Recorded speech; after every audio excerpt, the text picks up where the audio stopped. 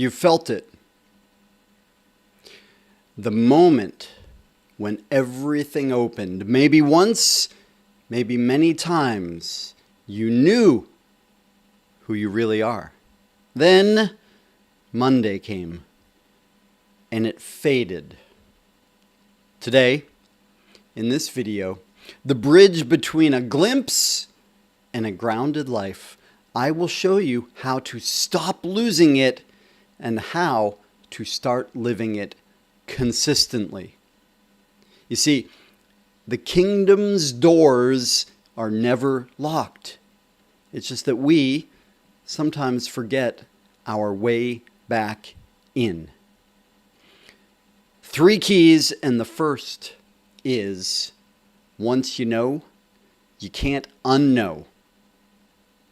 Once you've seen it, once you've tasted it, it's always part of you. Show you what I mean. Richard Alpert, who you may know better as Ram Dass, and if you don't know, you'll know more soon. I'm here now on the island of Maui, where I last saw Ram Dass, where he spent the last years of his life. And before he was Ram Dass, he was Richard Alpert, Harvard professor, late 60s. It was the era of LSD, psyche exploration, psychedelic exploration. And he, along with some others, colorful cast of characters, discovered this amazing drug that when they took it, they could see, know it all, know who they really are. The way Ram Dass put it, we would take all this acid and then we would know our place in the universe. We would know God. And then 2 days later, I was the same old asshole I was before. So, once we taste it, once we get a glimpse, we can't unknow it. So they kept doing it. They kept doing these experiments. And they were so committed to it that when Harvard said, Richard, this is not really a good look for us. He's like, sorry. They fired him. And that was okay for him because he knew, he felt it. This was more important. How do we do this? How do we get there? How do I stay there? Me, in 1995, I went from not believing in God, thinking religion was poison, to God, which was not a word I could have even used, whacking me upside the head, saying, dude, there's a lot more to the world than you've been seeing. And I've told the story of that awakening many times. The part I don't often tell, though, is what happened after. Right? It's what Terence McKenna calls the doors of perception opening. Right? And people get there in different ways, right? Through psychedelic experimentation, through random events, through practices. Once you know, you can't unknow. So for me, after I had that glimpse, the experience, I went from not believing, past believing, into knowing there is a higher power, there's more to the world than I had been seeing. Then I realized, I don't know how to live that. How do I stay there? How do I get back there? And I knew that I couldn't go back to my old life, my old small way of seeing the world. So what happened? I got depressed, really depressed. And I'd been in my life prior to that, I'd been down sometimes. I don't know if I'd ever been depressed, but certainly unhappy, bummed out. But this time it was serious, literally clinical depression. I remember going to a interview with a counselor, psychologist, bunch of letters after her name. And I remember she asked me very specifically, what brings you joy? And y'all, I couldn't think of one thing. A baby's face, a sunset, great food, nothing. I was perplexed, and I knew that this was a problem. Like, and I didn't know it consciously then, but I knew this was a specific test, and that question was a key marker. And I was just being honest, like, nothing brings me joy. I got hardcore depressed, so hardcore depressed that for 6 months, going from the bed to the sofa was a big deal. Like, that was a victory. If I could get out of bed and get to the sofa. Maybe some days I could brush my teeth too. It was bad. I'm so lucky though, because all through that period, some part of me knew this is temporary. Some part of me knew this is temporary. It's not going to last forever. Because here's the thing, again, once you know, you can't unknow. Once you've seen it, tasted it. And whether it's like a big experience or it's just like a subtle knowing, it's different for everybody. The bottom line, though, is it's our nature. We all know on some level. So when I got to the end of that 6-month period, some things started shifting. It got a little lighter. I engaged a little bit with the outside world. I had a teacher, a mentor who helped me. And then I heard about this place called Omega Institute, Holistic Learning Center. I had a friend, actually it was a girlfriend at the time, who when we got together, we were both really depressed, so we bonded in our depression and sort of helped each other a little bit through that very rough time for both of us. And then she told me, she's like, well, it's been great, kind of, and I'm moving to this place. What's that? Tell me about it. Okay. I was like, well, and I knew, like, our period together was done. Well, when she told me about that place, I was like, I'm in, I'm going there, right? A holistic learning center. I don't even know what that is. I don't know those words, but a place where they have yoga and meditation and all these courses and spiritual teachers.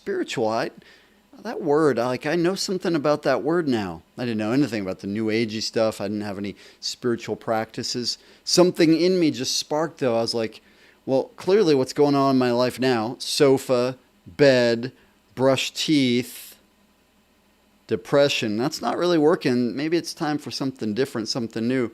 So I got rid of all my stuff, found someone to take care of my dog. For a few months, I went to Omega Institute. I lived in a tent. I worked in the kitchen 30 hours a week. I got zero money come to me from Omega, and it was the best job I've ever had in my life. It was so great because I got exposure into ways of living, ways of being, practices. Because once you know, you can't unknow. And then sooner or later, that brings us to key 2, which is eviction isn't failure, it's feedback. Eviction. Eviction from the kingdom, from the promised land, from awakening, from nirvana. What does nirvana mean? No wind. The place where we're free. Call it awakened. I don't love the word enlightened because it sounds binary, before, after, complete. But you know what I'm talking about, though. It's what Eckhart Tolle refers to in The Power of Now. In the now, there's no problem. It's what Byron Katie calls loving what is. It's a place, and I know you've experienced it at least for a moment. Maybe it was just a sunset. Maybe it was a child, your child being born. Maybe it was in a yoga class in Shavasana, that feeling of like, everything is right in the world. I know who I am. So when we don't have that, which for most people is most of the time, I've got a lot of problems, right? I'm thinking about yesterday. I'm thinking about tomorrow. I'm worrying, issues, challenges. That's normal life in 3D reality. Right? That's beta consciousness. There's so much to do, problems, I got to take care of this stuff. Right? That's eviction. We're not in the kingdom. We're not living what we tasted in that moment. That's not failure. That's not failure. That is feedback. It's like, okay, well, how come? What's going on? How do I get back there? How do I experience that again? How do I live that? A grounded life where I'm also elevated in spirit. It's possible. I know it's possible. You know it's possible. We had the experience of it. So Ram Dass got to a point where he's like, yeah, this acid thing, this cycle, it's not really working. He still wasn't Ram Dass then. He was Richard Alpert still. Fired from Harvard. His mother died. The acid cycle was wearing out. He heard about gurus in India awakening samadhi, that they can live this way. So he's like, well, this stuff hasn't worked, so I'm going to India, which is where he met his guru, Neem Karoli Baba, who gave him the name Ram Dass.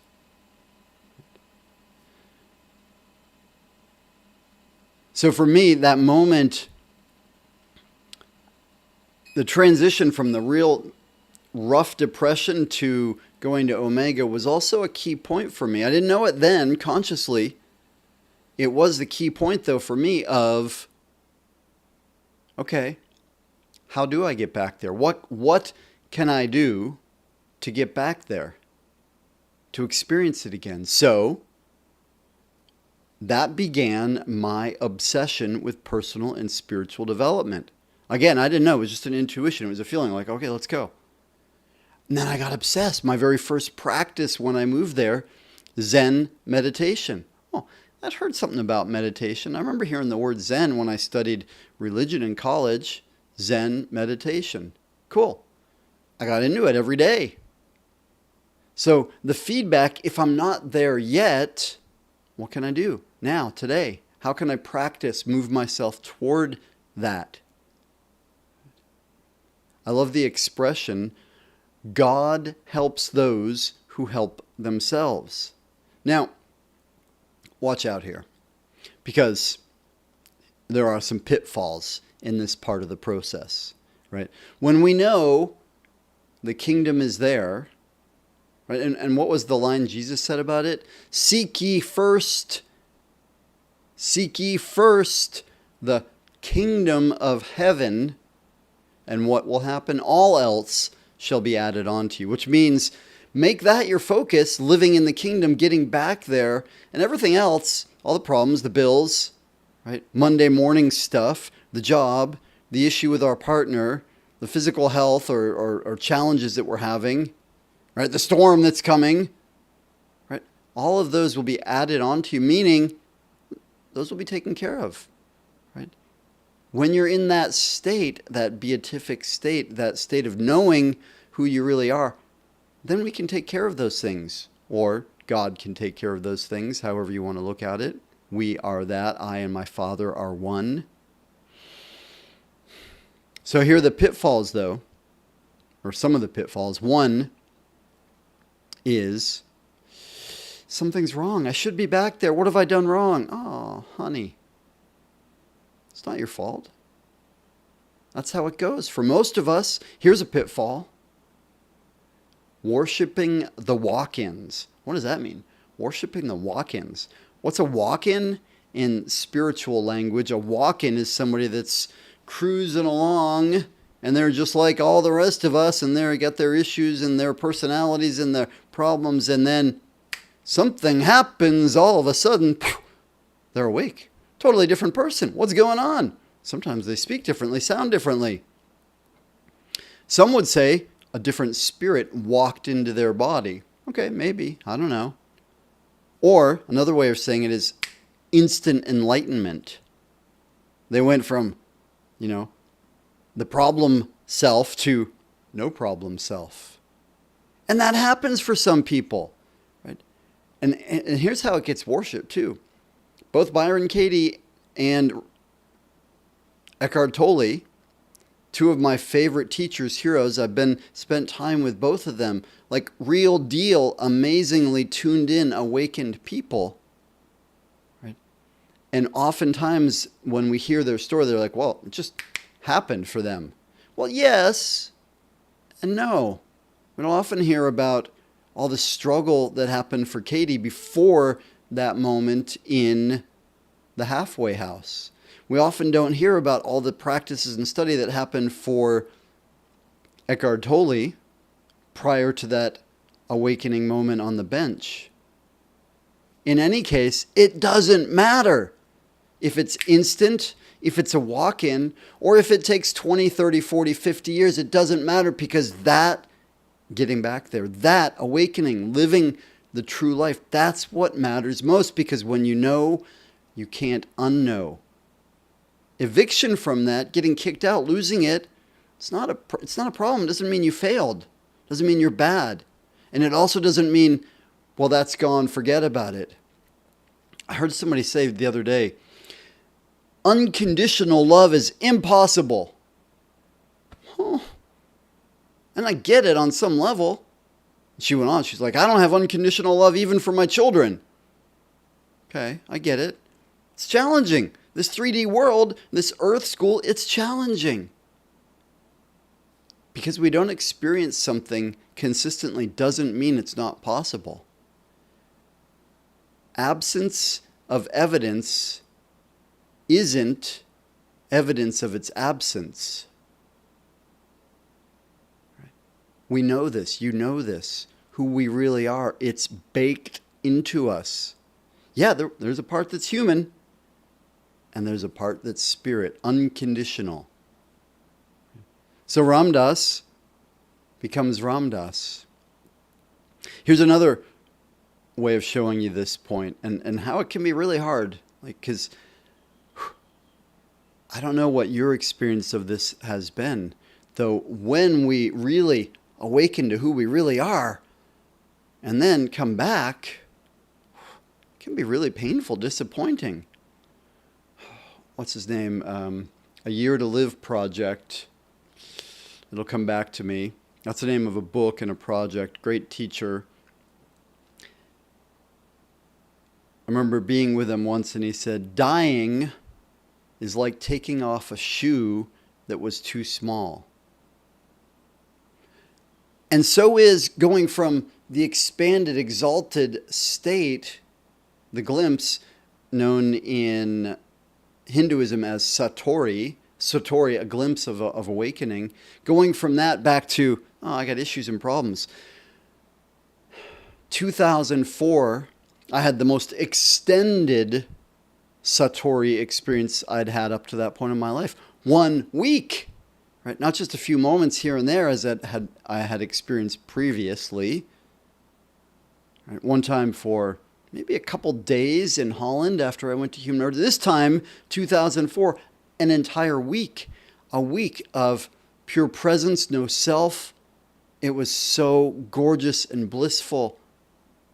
And I remember the moment. I flew from San Francisco to New York. Spent the day in New York, then got on another plane to fly to Maine. I was going to see my family.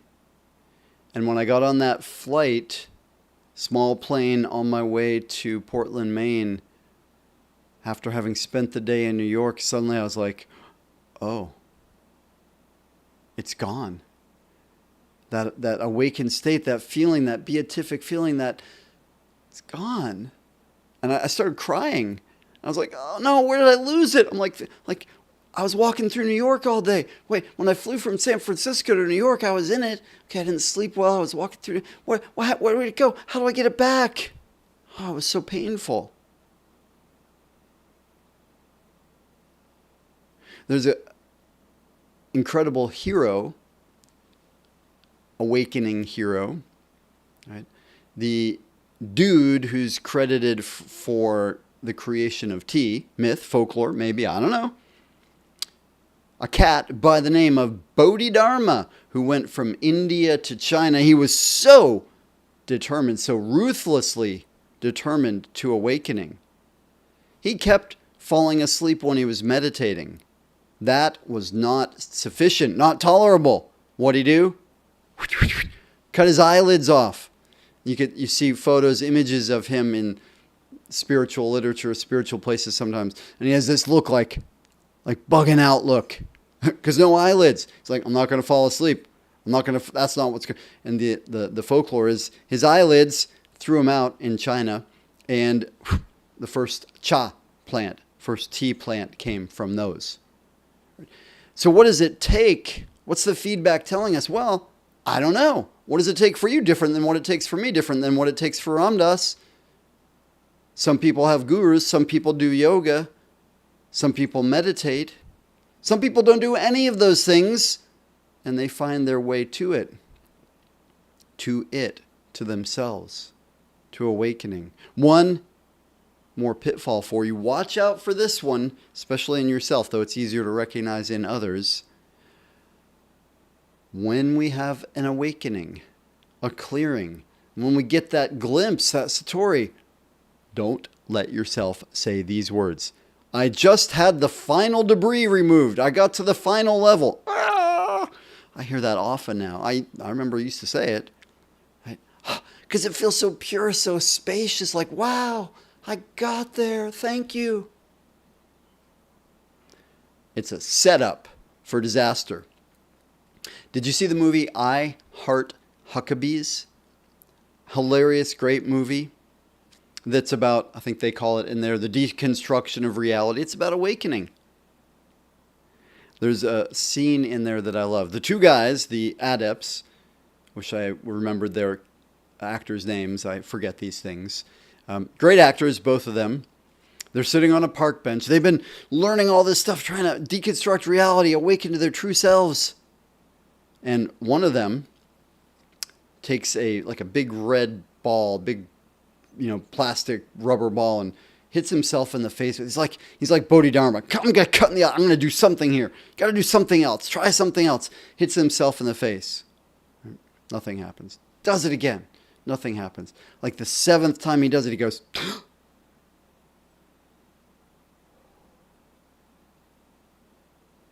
I feel it. That's it. That moment. Peace. Jesus called it the peace that passeth all understanding. You know it. That movie character experienced it in that moment. His friend sitting next to him, give me that. I want, give me the ball. He's like, okay, just hit your, yeah, sure. Hits himself, nothing. Hits himself again, nothing. His friend says, you want me to help you with it? He's like, yeah. Hits him with it, knocks him off the bench. He's like, maybe not quite so hard. Okay, hits him one more time. Fifth time. I got it too. And then, what does he do? A lot of what us humans love to do. Let me create a practice, a method, a way to be there, right? A tool. And so we just have to keep hitting ourselves in the head with this. And then the other guy says something beautiful. He says, no, this is how it works. We forget sometimes, and then we remember. Katie said it as, we forget, we remember, we forget, we remember. That's how it is for most of us. And super cool that some people seem to have that instant enlightenment moment. Awesome. The Lord helps those who help themselves. What are we going to do about it? What are you going to do about it? And that brings us to our third and final key. Residence is a practice, not a prize. Which means living in the kingdom, it's not something that we're rewarded with. It's a practice. In my work with clients and in my work for myself, it's the part of the ultimate technology of being. It's the part that is called, that I call, activation and cultivation. Day by day. Practice. In yogic philosophy and Hinduism, sadhana, to strive. And here's the rub, the trick, the kooky thing. Striving is a doing. It's an action. Remember one of my yoga teachers, Sharon Gannon, said one time, it's like romance. Okay. Like you got a special date coming up? You would love for there to be some romance? Well, you can't exactly make it happen, can you? No. You can be like, okay, this is going to be a romantic evening. We're both going to feel it. Can't really do that. However, you could do some things that might lead toward it, like maybe make a special meal, maybe light a candle, maybe soft music. You can create an atmosphere so our sadhana, our practices are creating a higher likelihood for grace. We're practicing creating the environment inside and around us where we can feel it. Right? Jesus said, knock and it shall be open to you. You know what he didn't say? Knock one time and that's all you need. No! It's a practice. Knock. Knock again. Come back the next day and knock. What does knock mean? Well, whatever it takes for you, different from me. Yoga has been a deep part of my life for many years. Right? It's part of my practice. I love a quip I learned about yoga early days. It's not that, doing these funny things with your body and, putting your foot behind your head or standing on your hands or your head. It's not that those things are going to wake you up. It's that if you practice yoga, the physical practice, and there's a lot more. If you practice the physical, there's a good chance that you'll live longer. And if you live long enough and keep going, keep knocking, wisdom comes, awakening comes.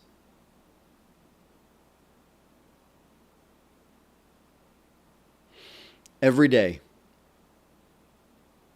Right, and one of the stories, I'll just tell a tiny last tidbit here from Ram Dass and his experience with Neem Karoli Baba. Shortly after he'd met the Guru, and the Guru had blew his mind, that was Ram Dass's phrase for it, changed him completely. Ram Dass went from, still Richard Alpert, I don't bow at some guru's feet, I'm a Harvard professor, to like, whoa, I am all in with this dude. So he gets a time to be with the Guru shortly after this experience. And the Guru says, I hear you have this acid stuff, and because he still had some just in case. And he's like, yeah. He's like, well, bring it. Okay. So he sits down and he's like, well, how does it work? What is it? He's like, well, it's, it's on these pieces of paper. It's like a little drop of this acid gets on the paper. Oh, how's it? Well, so you put it in your mouth and then it absorbs into the saliva. It comes into the bloodstream. It's like, oh, can I see? Well, yeah, of course. Hands him like a whole sheet of acid, 100 hits. And the Guru goes, puts the whole thing in his mouth. Ram Dass starts freaking out like, oh my goodness, right? I'm going to be the one that killed this saint, this Guru. And then what does Neem Karoli Baba do? He takes his shawl and he pulls it over his head and he does all this stuff like the image I have is a hen gets into wolf gets into the hen house and it's chaos and all these things are flying and he's flailing.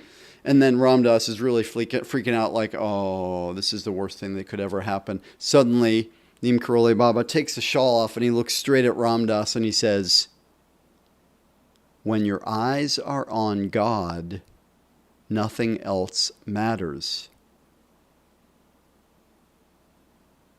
Like the acid had no effect. Seek ye first the kingdom of heaven, and all else shall be added onto you. So the practices, doesn't matter what they are, yoga, dance, meditation, walking on the beach, if your intention is, this is me knocking on the gate, getting back to who I really am, to experience the truth of who I am. And it doesn't matter if you had an experience with a guru or with acid or a satori for some other reason. Or if you've never had anything that's even dramatic, it's in your heart, it's in your blood, it's in your bones, it's in your being because that's who you really are.